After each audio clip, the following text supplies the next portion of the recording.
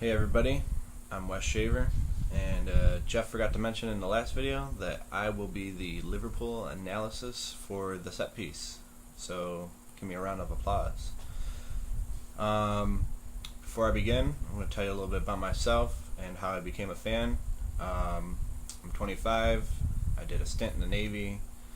As soon as I got out of the Navy, I joined university, and I'm playing soccer at Robert Morris University in Chicago. So you're never too old to play college soccer, everybody. Also, I became a fan of Liverpool when they won the 2005 Champions League final. Watched a game. I kind of liked AC Milan, but when Liverpool comes back from 3 down, you got to give them a lot of respect. So the fans and the history and everything, it's something I'm really glad to be a part of. Also, I'm not one of those crazy fans from Liverpool who always think we're going to win the league. I'm very humble with how bad we've been playing. Last year I thought we were going to win the league, but can't compete with Man City when they're scoring and defending as well as they were. So let's get to it. I'm going to give you a little bit of some of my thoughts for this upcoming week and my starting 11 and a couple other things. So first, that QPR game last week, probably one of the craziest games I've seen in a long time. Just the last 7 minutes of the game, you couldn't even, we were winning, we were tied, winning, tied, finally won off an own goal. Back and forth, and to be honest, I don't like how Liverpool tries to score a goal and then sit back and defend and accept all that pressure. We're not a team that can really defend as well as say Chelsea, with John Terry leading their defense everywhere. But yeah, so with that crazy QPR game last week, I'm pretty sure that Liverpool might struggle this week to even get a tie against Hull City. Hull City had the tie against Arsenal, and the way Arsenal's been playing, up and down, back and forth, Alexis Sanchez has been absolutely nuts for Arsenal. And if Hull City can even get a tie out of that game, then as a Liverpool fan, I'm going to be a little nervous, especially with the way Balotelli's been playing. Hopefully soon Sturridge can come back from injury. He's kind of injury prone, I hate to say it, but I think once Sturridge comes back and can play with Balotelli, they might start clicking, but that's still about a month away. Sturridge has a calf injury right now, so I'm not sure if we're going to play Balotelli this week. I'd like to see him, finally start getting his shooting boots on, but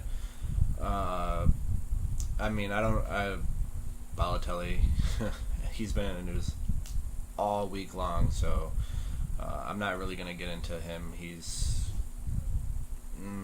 just another Suarez for Liverpool fans. We don't have Suarez biting somebody. We have Balotelli threatening Manchester women. It's awful. So I feel like we've been relying on Sterling a lot, and Sterling is too young to put that much pressure, the pressure of a whole team and community and family. I mean, Sterling is a great player, but to put a whole huge community of Liverpool fans on him, it's not going to be good for him. He's been playing out of his mind, though. He's one of the greatest players in the EPL. I'm sure most of you can agree. But I really need some of the other players on the team to step it up, like Coutinho. I don't know if you guys watched the Real Madrid-Liverpool game, but Coutinho he knows his job is to bring chances, scoring opportunities, make things work, and he's been really, he got the goal against QPR last week, and he hit the post against Real Madrid, so I'd really like to see Coutinho start over Adam Lallana this week. He's a great player, I think he's just I mean, he came from Inter Milan. He had a great time there, but we need to rely on him a little bit more to step it up, and I think Brandon Rodgers needs to do that. My starting 11 for the week, our defense obviously needs a lot of work, and I've been seeing a lot of different lineups that people have been producing. A lot of the lineups include Fabio Borini, which I would not mind seeing. Fabio Borini is a great player, and obviously he wants to stay at Liverpool, so I think he deserves an opportunity. My starting 11 that I would like to see is Mignolet in goal. I'd like to see Javier Manquillo over Glenn Johnson because, face it, I hate Glenn Johnson with a fiery passion. Skirtle in the middle with, I would like to see Sacco. We need a little bit of leadership, and he's led the French side a couple times. He was a great youth player for the French national team.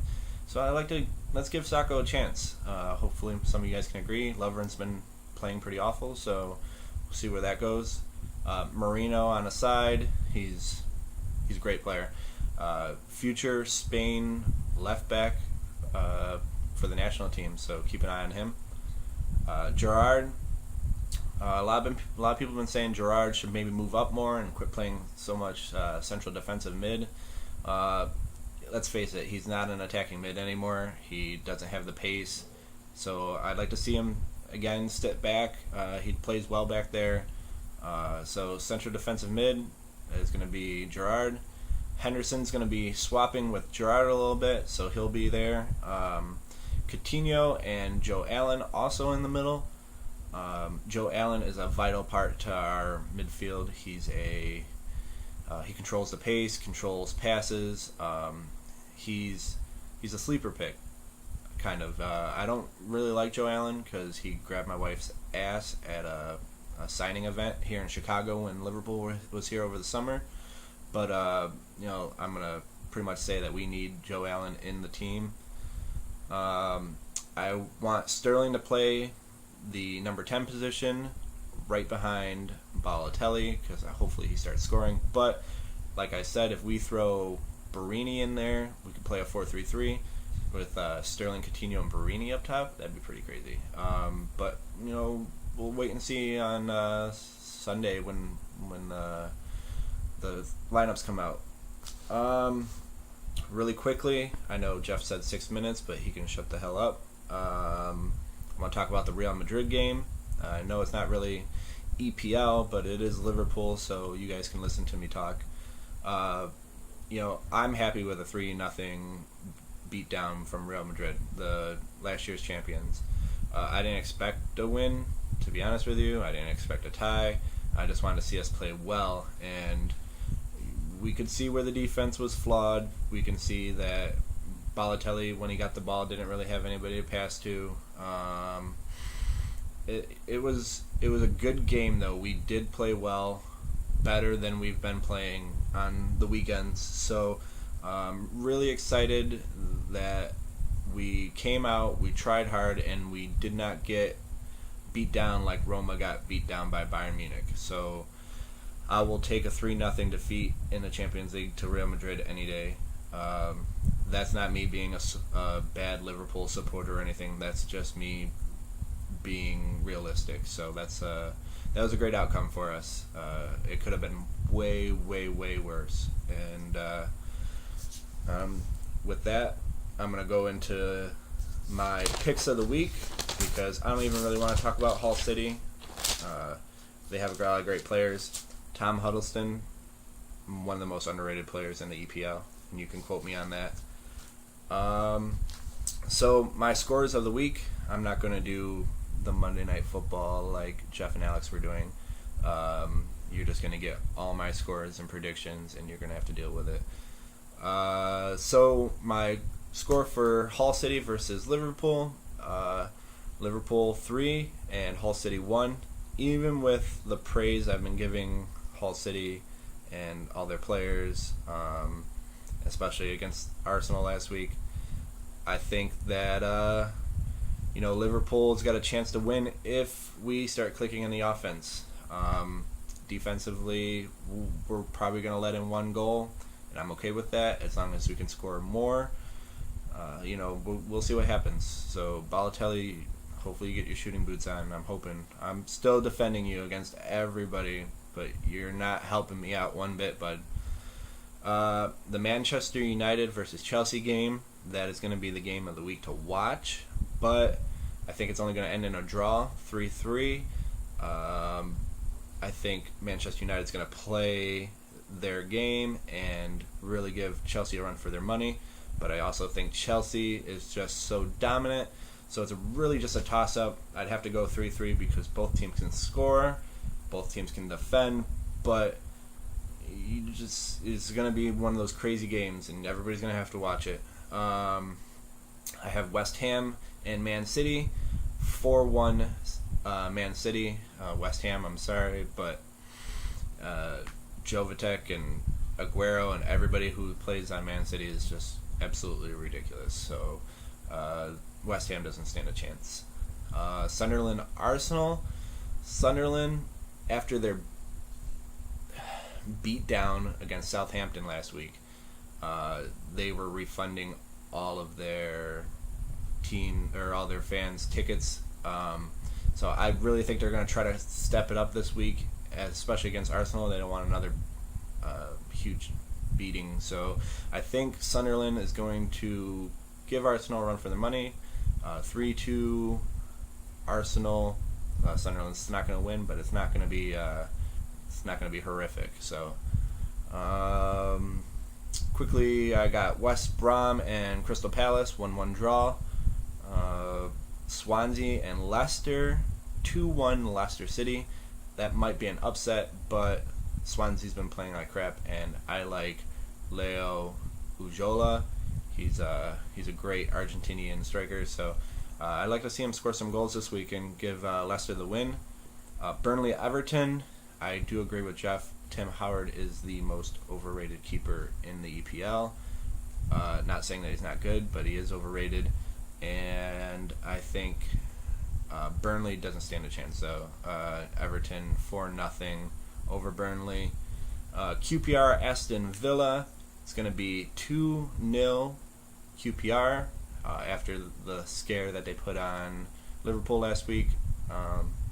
Aston Villa hasn't really stepped up. Benteke's back, but he's not really doing anything. So QPR, Harry Redknapp needs to win. We'll just see what happens with that one. And Spurs, Newcastle. This is my upset. Newcastle are going to be over the Spurs.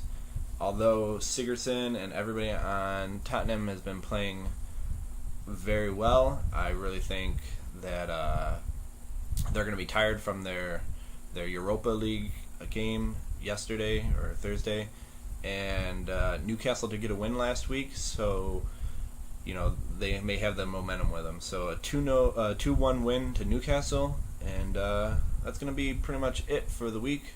I know I talked a little bit longer than Jeff would like me to, but I'm a Liverpool fan, and I'm Polish, and I like to talk. So thanks you for listening, everybody. Hopefully see you next week with another video blog, and catch you later.